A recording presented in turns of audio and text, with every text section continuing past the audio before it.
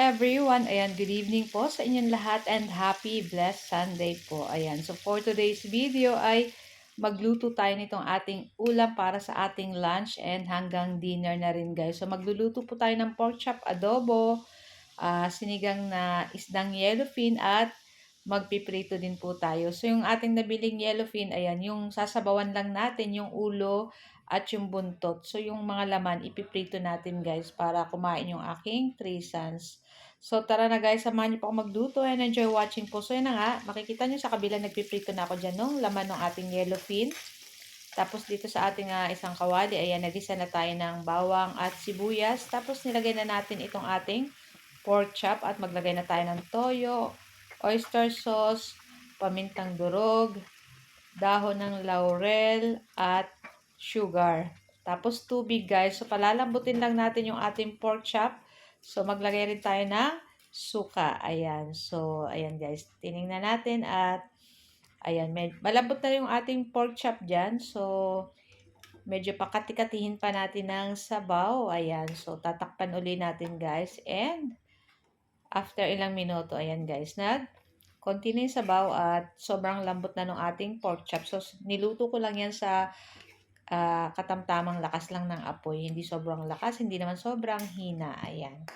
So, pagkaluto ng ating pork chop, ayan, set aside natin at nagpakulo tayo ng tubig. So, yung ating tubig na pinakulaan may kasama ng sibuyas, kamatis, may luya at siling pangsigang. So, naglagay na rin tayo ng asin.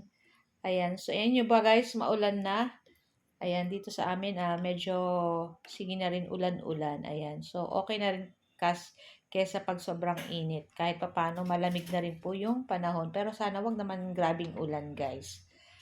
Ayan. So, ayan na nga at ayan, pagka ano natin yung ating pinakulaan ko lang guys, niluto ko lang yung ating mga sangkap dyan. Yung ating mga ano dyan sa ating kaserola. Pag luto na dyan yung ating mga kamatis at lumabas na yung mga aroma ng ating luya, sibuyas, nitong ating sili, ay pwede na nating ilagay dyan yung ating ulo ng isdang yellowfin. So, pinabiya ko na yan guys.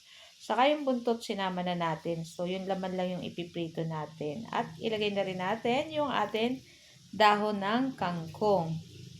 Ayan. So, itong ulam namin guys ay lunch and dinner na. So, hindi na pa ako nagluluto ng hapon unless kulang. So, magdadagdag na lang kami ng kung ano yung pwedeng idagdag. Pag kinulang pa sa aming dinner. Ayan. Tapos, ayan na nga guys. Lutuin lang natin yung ating sinigang na isda. Ay, madali lang naman po yung maluto. So, kabila, syempre, balik-baliktad din natin yung ating pinipritong isda. So, ayan guys. Ito lang ang ating ulam for today's video. Kaya maraming salamat po sa lahat po ng nanonood ng ating mga video and sa lahat na nagsusuporta po sa Mamshi and Trisan. So guys, tara na at samahan nyo na rin po kaming kumain itong ating napakasarap na ulam. Ayan, happy Sunday ulit sa inyong lahat. See our next video. Ciao! Bye!